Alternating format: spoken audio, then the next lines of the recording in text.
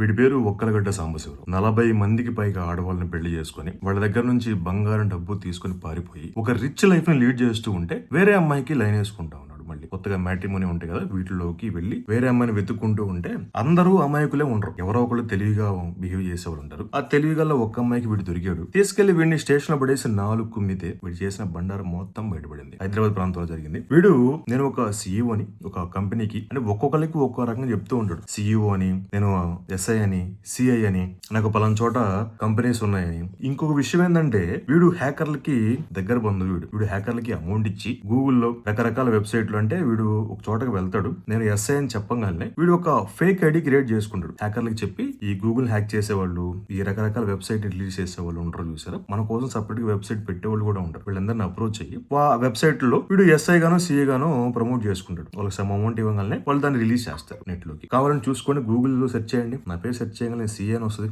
SI అని వస్తుంది. నాకు పలానా చోట కంపెనీలు ఉన్నాయి, నేను పలానా కంపెనీకి CEO అని, నా రేంజ్ ఏంది మీకు తెలియదు, మీ కూతురు నాకు ఇచ్చి పెళ్లి చేస్తారంటే ఎక్కడికో పోద్ది అని మాయ మాటలు చెప్పి దగ్గర అవుతాడు. కానీ ఈ తల్లిదండ్రులు కూడా అబ్బో నా కాబోయే అల్లుడు SI అంట, ఇంకేదో అంట, నా కూతురికి బాగా పెడతాడు, నాకు గువ్వలో పెడితే నోట్లో కూడా బయటికి తీస్తాడు అని ఇలాగ వాళ్ళే క్యాలిక్యులేట్ వేసుకొని నా కూతురు నుంచి పెళ్లి చేస్తే మా లైఫ్ కూడా బాగుపడుతుంది అని గుడ్డిగా నమ్మి పెళ్లి చేస్తారు. కానీ వీడి టార్గెట్ ఏంటంటే ఫస్ట్ మ్యారేజ్ అమ్మాయిని అసలుకే పెళ్లి చేసుకోడు. డైవర్స్ లేదా భర్త చనిపోయిన వాళ్ళు, పిల్లలు ఉన్న వాళ్ళు, కొంచెం పేదవాళ్ళు ఎవరైతే ఉంటే ఇప్పుడు డైవర్స్ అయిపోయింది అమ్మాయికి, ఎవరైనా మంచి సంబంధం వస్తే చేయాలని తల్లిదండ్రులు ఆశపడుతూ ఉంటారు. అలాంటి వాళ్ళకి వీడు ఎరాస్తాడు. రకరకాల వెబ్సైట్ ఉంటాయి, ఈ Shaadi.com అని, రకరకాల మ్యాట్రిమోనీ, ఇవన్నిటిలో వీడు ప్రొఫైల్ పెడతారు, వాళ్ళతో కాంటాక్ట్ అవుతాడు, బాగా మాట్లాడతాడు. ఫస్ట్ మేడం అని పరిచయం అవుతాడు, నాకు పలానా చోట ఇది, నేను చేసే జాబ్ ఇది, నాకు వచ్చే ఇన్కమ్ ఇదని వాళ్ళకి ఎక్స్ప్లెయిన్ చేస్తాడు. వాళ్ళు కొద్ది రోజు క్లోజ్ అవ్వగానే కన్నమ్మ, బుజ్జమ్మ, సున్నమ్మ, నీకు బెజ్జం పెట్టేది నేనే, నీ లైఫ్ ను బొక్క పెట్టేది నేనే, నీ లైఫ్ ను ఉన్న కాడికి దోచుకు దుబ్బేది నేనే అని రకరకాల మాయ మాటలతోటి వాళ్ళు చెప్పేస్తాడు. నువ్వు నన్ను పెళ్లి చేసుకుని నేను ఆకాశంలో పెట్టి చూసుకుంటా, భూమి మీద నడిపించడం, నా అరుచేతుల మీద పెంచుకుంటా,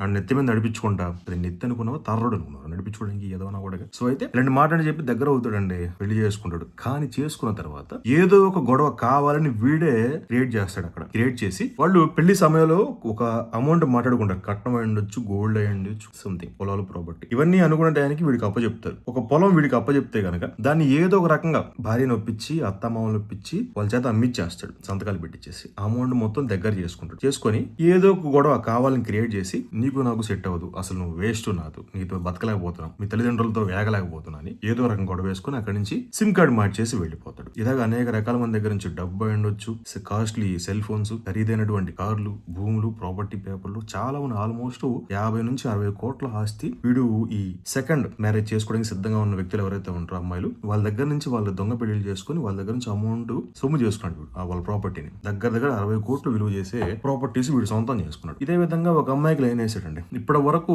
40 మంది అమ్మాయిలతో ఎంజాయ్ చేశాను, ఇప్పుడు కొత్తగా ఫ్రెష్ గా పెళ్లిగాని అమ్మాయిని ట్రై చేద్దామని వీడు ట్రై చేశాడు. ఈ అమ్మాయి చదువుకుంటుంది డిగ్రీ. ఇంట్లో వాళ్ళు పెళ్లి సంబంధం చూస్తున్న సమయంలో మ్యాట్రిమోనీలో ఫోటో పెట్టారు, యాజ్ గా వాళ్ళకి దగ్గర అయ్యాడు. వీడు వాళ్ళ కళ్ళబుల్లి మాటని చెప్పి వాళ్ళ ఫ్యామిలీని ఒప్పించాడు. ఒక రోజు మీట్ అవుదని చెప్పేసి అమ్మాయిని రమ్మన్నాడు. అమ్మాయి ఫోటో గానీ పేరు కానీ బయట పెట్టకూడదు, సెక్యూరిటీ రీజన్స్. వచ్చి మాట్లాడుకుంటూ ఉన్నారు. వీడు చెప్పే సమాధానాలు కానీ వీడు చెప్పే మాట తిరిగినా ఆ అమ్మాయికి ఎందుకు డౌట్ వచ్చింది. ఒకసారి మీ ఫోన్ ఇవ్వండి, నా నెంబర్ని మీ మొబైల్ ఎంటర్ చేస్తాను, నేనే రింగ్ ఇచ్చుకుంటాను అంటే, వద్దు మీ నెంబర్ చెప్పండి, నేనే డైల్ చేసుకుంటాను అని చెప్పేసరికి వద్దు నేనే డైల్ చేస్తాను, ప్లీజ్ ఇవ్వచ్చు కదా అని ప్రేమగా అడిగేసరికి మనోడు కాదనకుండా ఇచ్చేసాడు. తీసుకుని ఆ అమ్మాయి ఏం చేసింది, వీడి ఫోన్ మొత్తం చక్క చెక్ చేసేసాం. ఒక నిమిషంలో మొత్తం వీడి డీటెయిల్స్ అన్ని బయటపడ్డాయి. ఇక్కడే ఉండి ఇప్పుడే వస్తాను ఫోన్ తీసుకుని హడావిడిగా పరిగెత్తుకుని పోలీస్ స్టేషన్కి వెళ్ళింది. వీడు కూడా ఆ అమ్మాయి పరిగెట్టుకుంటూ వెళ్తాడు. అయ్యో ఇది పోలీస్ స్టేషన్కి వెళ్తాను చెప్పేసి వాడు సైడ్ అయిపోయాడు. స్టేషన్ కంప్లైంట్ చేసి, వీడు చూడండి వీడి అకౌంట్ ఒకసారి చెక్ చేయండి సార్, వీడి ఫోన్ చెక్ చేయండి, చాలా మంది అమ్మాయిలు మోసం చేసి సొమ్ము చేసుకున్నాడు, వీడి ఫోన్ లో చాలా మంది ఫొటోస్ ఉన్నాయి, వీడియోస్ ఉన్నాయి, అమ్మాయి రకరకాలుగా చూడండి అని చెక్ చేయమని ఇస్తే వాడి డీటెయిల్స్ మొత్తం బయటపడ్డాయి. వాడు ఎస్కేప్ అయిపోయాడు. ఎంత ఎస్కేప్ అయినా